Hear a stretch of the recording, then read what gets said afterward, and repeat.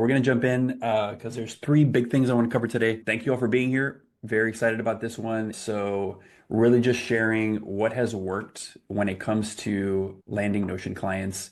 I think some of this or a lot of this applies to consulting in general, but some of the things have been just through a lot of trial and error with exploring new strategies, some AI tools that we'll go over today also. A little bit about me. If we haven't met before, I recognize a lot of names and faces. Great to see you all. But I'm Dave Cespedes. I'm a certified Notion consultant. I've been doing this about 3.5 years. And I will say that, like many of us, the journey into Notion consulting was definitely a winding road. Went through many different phases and spaces when it comes to professional career stuff. But if there's one kind of common narrative, it's definitely been interest in teams and companies working smarter and figuring out ways to reduce manual repetitive work. Found this originally working in architecture, noticed that there was a lot of inefficiency, a lot of long nights and long weeks that maybe could be avoided if we approach things differently. And then I'd say over the past few years, I've gotten to work with small teams, large startups, lately a lot of venture capital firms and kind of everything in between. Definitely notice that there's a lot of new industries or teams outside of tech that are now starting to use Notion. And for having done a few live courses for the Notion Consulting Bootcamp, the overwhelming majority of attendees were essentially creators, so creating content, freelancing, managing side hustles. So the transition to consultant, this is something that I've been trying to share as much as possible in terms of what I've had to figure out along the way, a lot of which, especially for on the Notion side, there's no real guidebooks or tutorials on this stuff necessarily. But before we get into the three things, a couple notes just to really frame why companies hire consultants at all, because I think it's worth exploring at least briefly.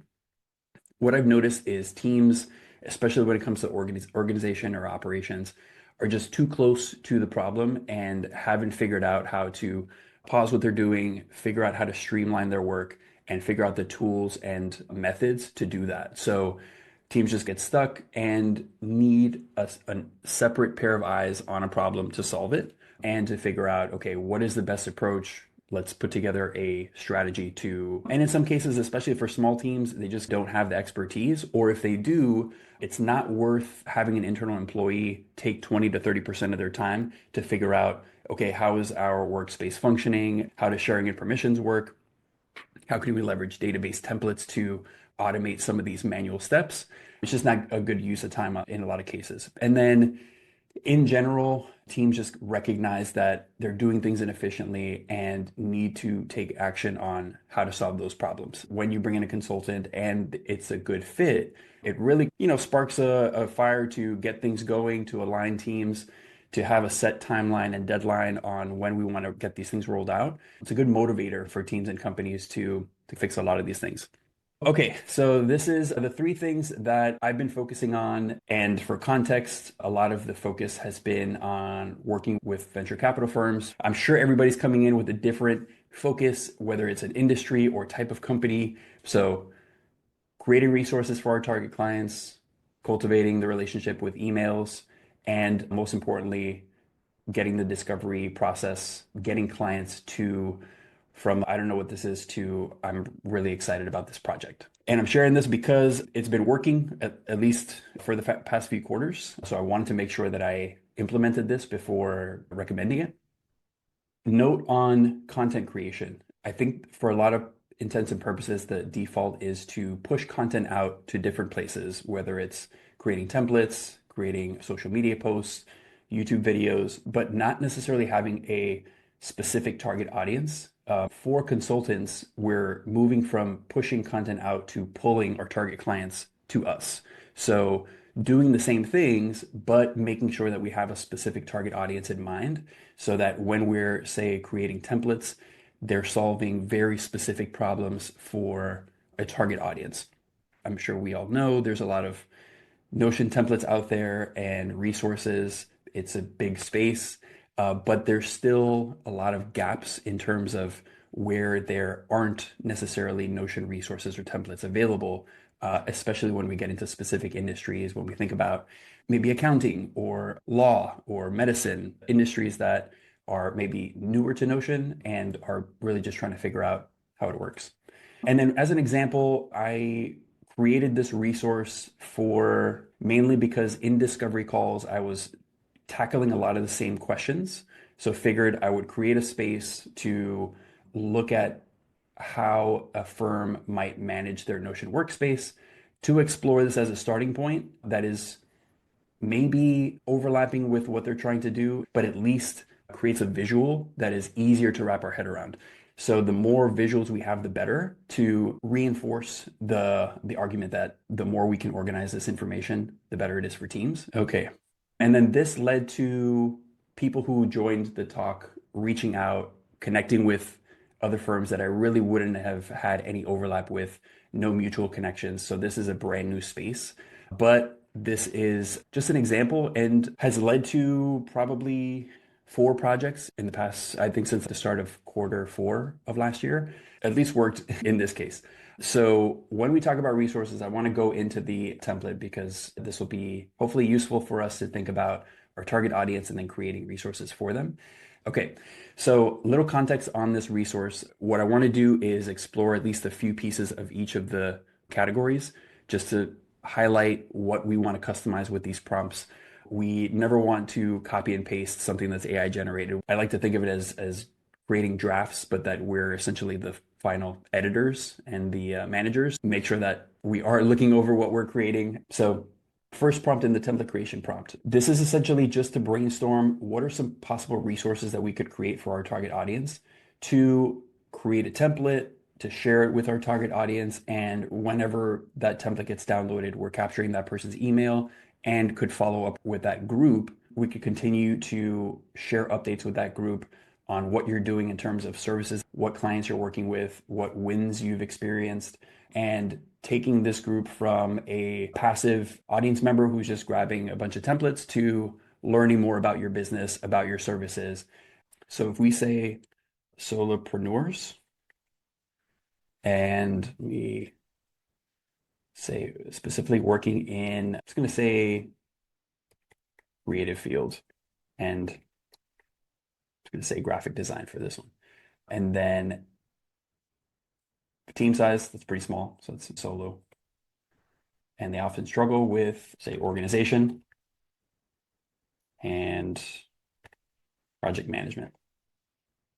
So any areas in the template that are red, those are meant to be filled in based on your responses. So the rest of this is pretty standard. So what I'm going to do is copy this into an AI prompt. And I know some of us don't use Notion AI, so wanted to make sure that we have blocks if you're using ChatGPT or Gemini or any of the other tools. You can just copy this prompt in, and whenever you do need to attach something, just making sure that you're attaching it.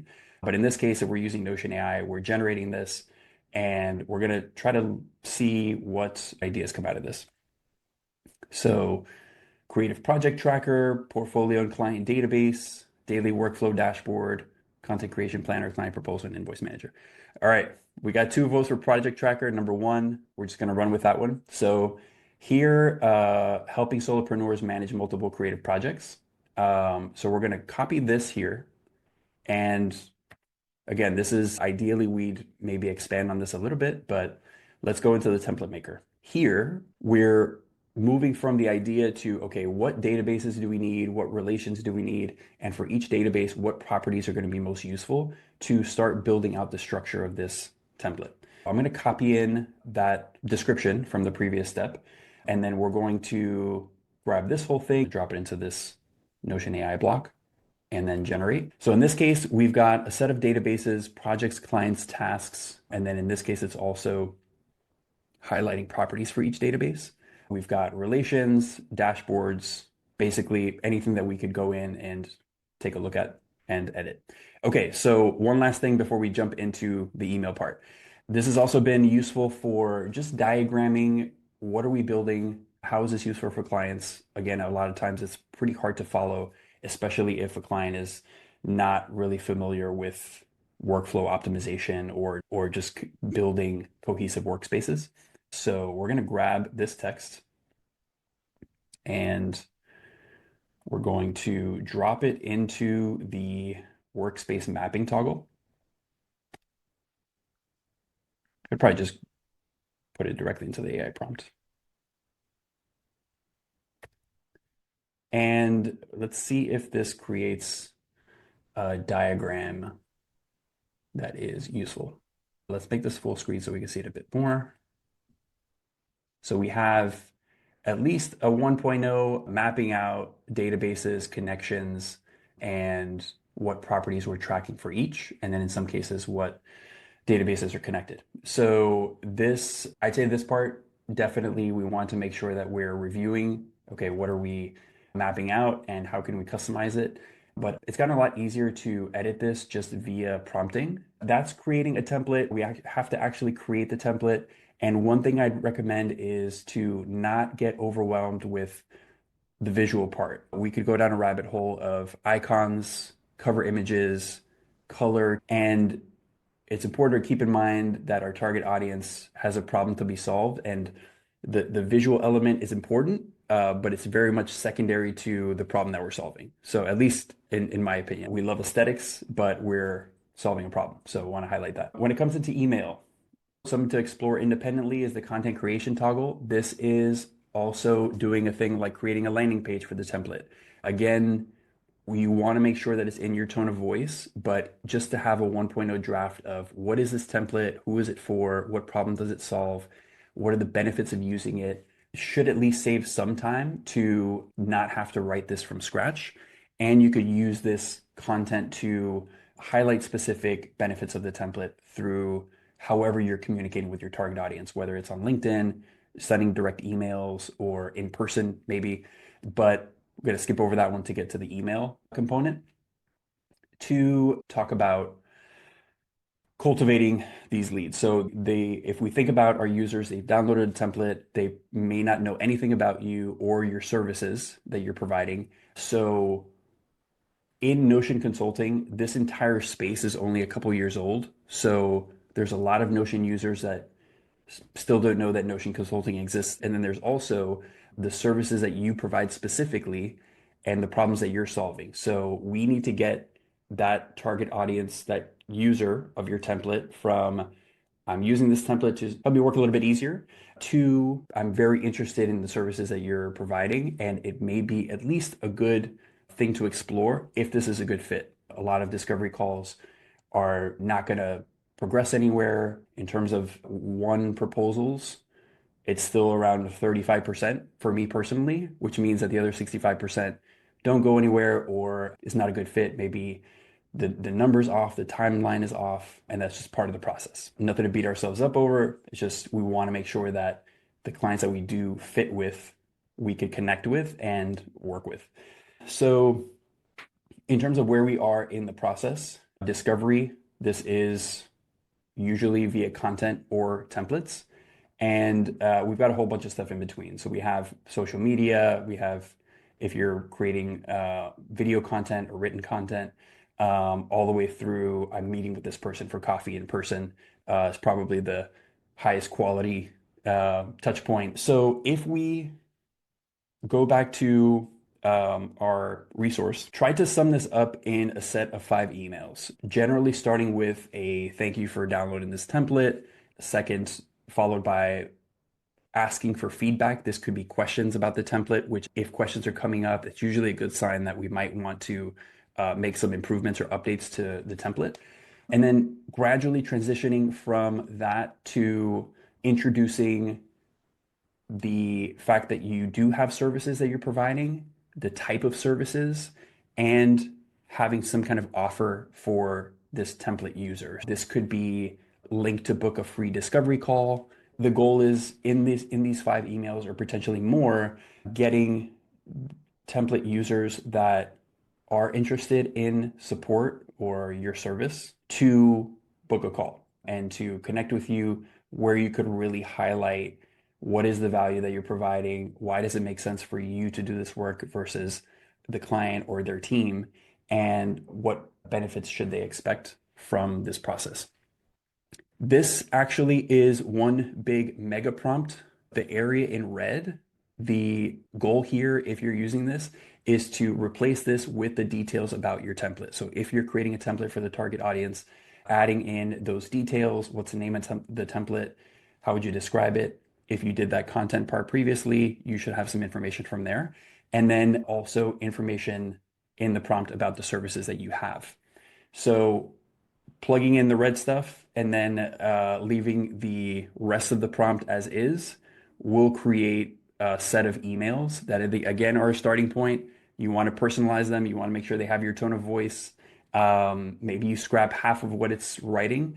Again, it's a little bit faster than starting from scratch and starting from a blank page. Logistics around sending emails. I'm using Gumroad. I have a lot of templates on Gumroad. A lot of these are templates that I created when I first started out that I've just left up and running. This is probably the easiest solution for hosting a template, grabbing an email list, and then reaching back out to that list. When it comes to paid templates, this may be a little bit different because the Gumroad fees are pretty high, and I think there's other solutions there. So if you're creating paid or premium templates, this may not be as good of a place to send these emails. But when you create an email in Gumroad, you could select if anybody who's bought the, let's say, personal project management exercise, which in here we've got 749 people. We could draft our email here. We know it's going to only the people who've downloaded that template. And we could keep that almost as a subcategory of our entire email list in Gumroad. This can happen in any platform if you're using Substack, if you're using a spreadsheet where you're tracking emails, secondary to like the content of the email. But I'd say if we're starting out with templates and we're primarily creating free resources to promote services as the main goal, this is probably the easiest way to create our templates. If we're thinking about the client journey and we're starting with content, templates, emails, the discovery part is the most critical. And if for more advanced, if we're later in our consulting journey, but these are probably the essentials of getting our consulting service up and running.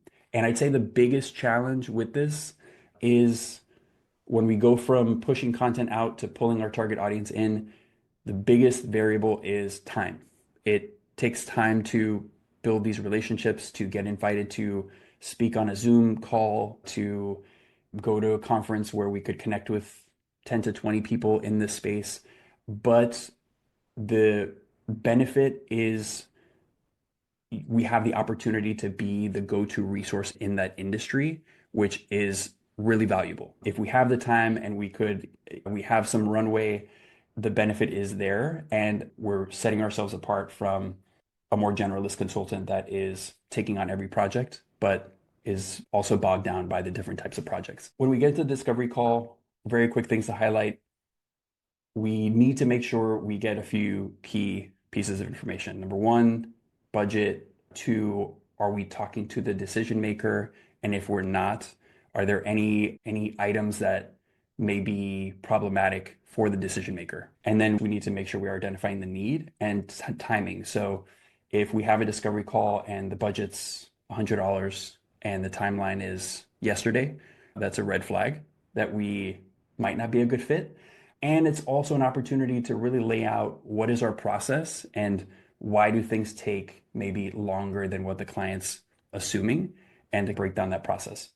A couple things to note because this has gotten way easier and a lot faster. So if we're not using an AI note-taking tool, I'd highly recommend it for a couple reasons. Number one, if you're having multiple meetings per week, things are going to fall through the cracks, and we want to make sure we remember everything and highlight if there was any action items from a meeting. We want to make sure that we highlight those and are acting on those. But with discovery calls, this is incredibly important for personalizing our proposal. And let me just break it down quickly. So we have our transcript and we export it as a PDF. With this PDF, we could create our prompt, which has the format for our proposal. So with our prompt and our transcript, we could get a draft of a personalized proposal, highlighting specific pain points from the discovery call and making sure that everything that we're proposing is solving a specific problem. This prompt has gone through many iterations, and I'd say it's also personalized to fit how I write proposals, which if I go into an example here, which is also in the template, want to make sure that we cover specific pain points, how we're approaching the problem, and what does a preliminary outline look like. For clients, I tend to push a workflow audit, whether or not they're ready to sign up for building component, to make sure that we put together a roadmap that's clear and focused and we're prioritizing the right things. In the discovery toggle, and I'll pause here so that hopefully you could explore this. The entire prompt is here for how I structure proposals. We will likely be structuring them differently. I want to make sure that depending on your target audience and how you communicate, we could adjust the prompt to fit your tone and fit your audience. But starting with an overview, identifying the challenges that they brought up, and then highlighting the approach, following up with a preliminary outline. It at least gives them an idea of how long is this going to take and what is it going to cost.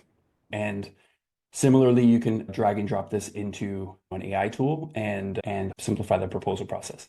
The very last thing, this is an example of probably the latest version of how I structure proposals.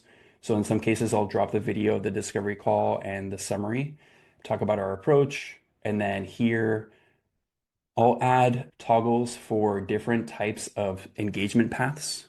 So I usually highlight that asynchronous support is usually for previous clients that may have lingering questions versus most of the clients fall into the solutions development. So they're already using Notion, but just need help. And the scope of these changes pretty widely. And then for full workspace builds, this is usually for larger teams, maybe have a department that is already using Notion, but are looking at a full migration and a lot more moving parts. These are usually 3+ months and a lot more expensive because it's a lot more hands-on. Just threw a lot of stuff your way, but I'll just leave us with this note. We actually have a few shortcuts here and there, but as a whole, it does take time to build these relationships, but the benefit is there if we are working with and investing time in our target audience. And everything revolves around leads, around the sales process.